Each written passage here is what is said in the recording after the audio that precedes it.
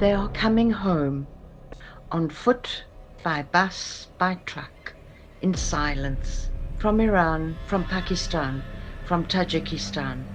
Over 1.6 million Afghan returnees since January, 1.2 million from Iran alone. Most arrive with little more than exhaustion and memories. They are not just returning to a homeland, they are returning to uncertainty. The first signs of the current 2025 flood of Afghan refugees from Iran became apparent in about mid-June. Bayat Foundation and Ariana Radio and Television Network quickly picked up on this. But the surge became particularly evident in late June and July, when daily arrivals skyrocketed, averaging around 11,000 people per day, sometimes rising to as many as 30,000 a day.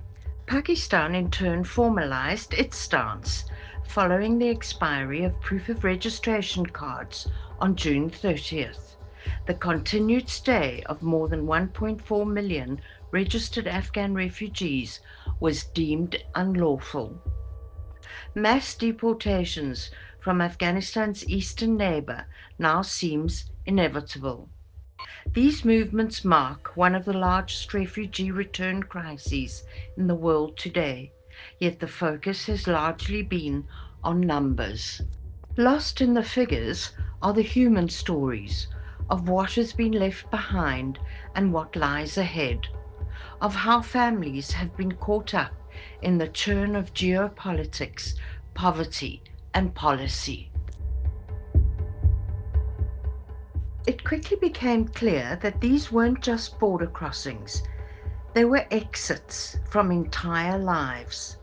These Afghans had left behind homes built over decades, jobs that fed families, businesses that contributed to the host nation's economy, schools that gave children hope, along with friendships and communities and much, much more.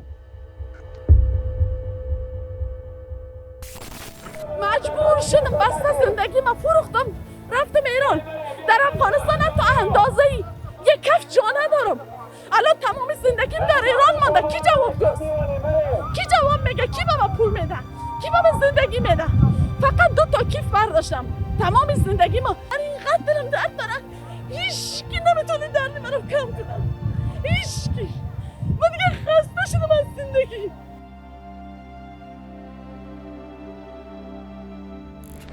They returned not just to a changed country, but for many to a country they had never truly known. With no shelter, no money and no roadmap, this level of displacement on such a massive scale is often a recipe for disaster, a breeding ground for despair, for extremism, for instability. And Afghanistan knows this better than most. Deportations and displacement on this scale is often how unrest begins, not with gunfire, but with hunger, not with ideology, but with hopelessness.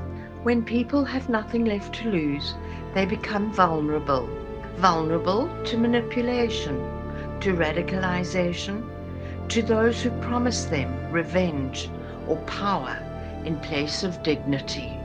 Through history, the seeds of past conflicts around the world were sown in moments like this, in refugee camps, in economic desperation, in the silence that followed a world looking away. And yet, that spiral has not taken hold in Afghanistan, not this time.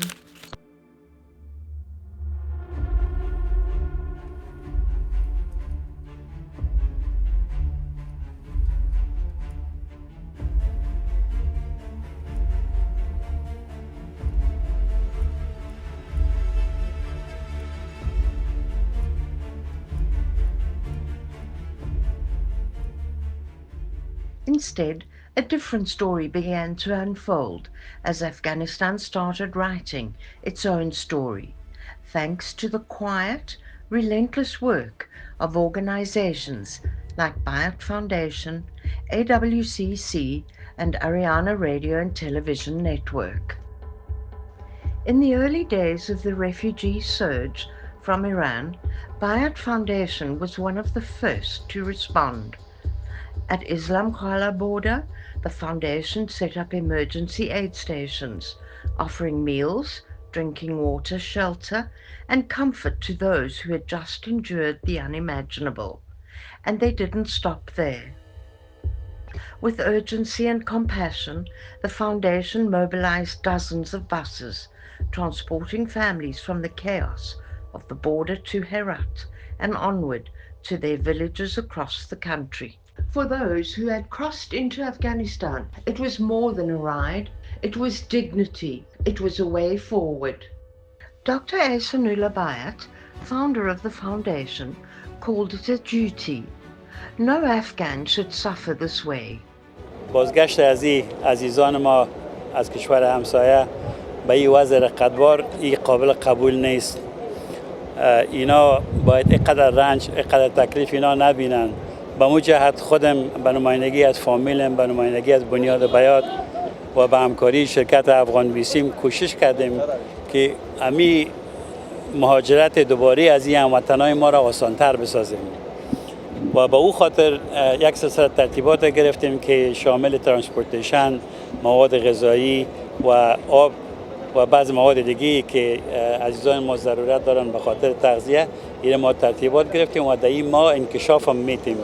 یعنی نظر به انکشافی که بعد از دیدار امروز ما به وجود میه، ما کمک‌های دیگه هم مد نظر داریم که انشاءالله خدمت عزیزان ما تقدیم میکنیم.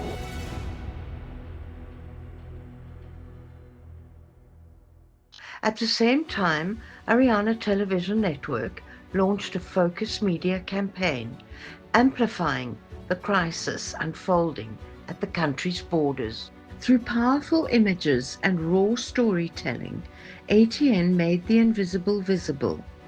The broadcasts did more than report. They rallied. They stirred the conscience of a country, of Afghans abroad, and of organizations that could also step in to help. They gave voice to those who had lost everything and sparked a conversation that couldn't be ignored. This, however, was more than charity. It was infrastructure at work. A private sector-led response helping to prevent chaos, despair, and displacement from spiraling into something far worse.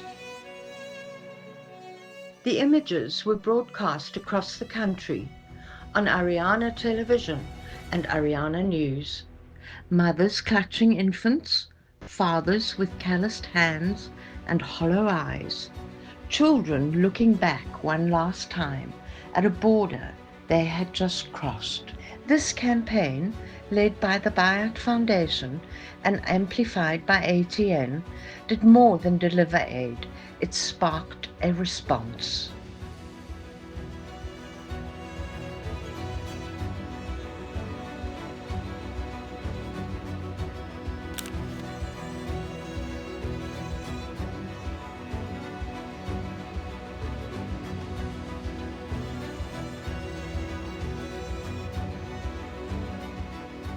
Private citizens in Afghanistan and abroad began stepping forward with donations. Shopkeepers sent food, local charities mobilized volunteers, other humanitarian groups, moved by the scale of need and the power of the images, launched parallel efforts across Nimroz, Herat, and Kandahar. What began as a single campaign turned into a massive movement, and for once, the story of return hasn't only been about suffering.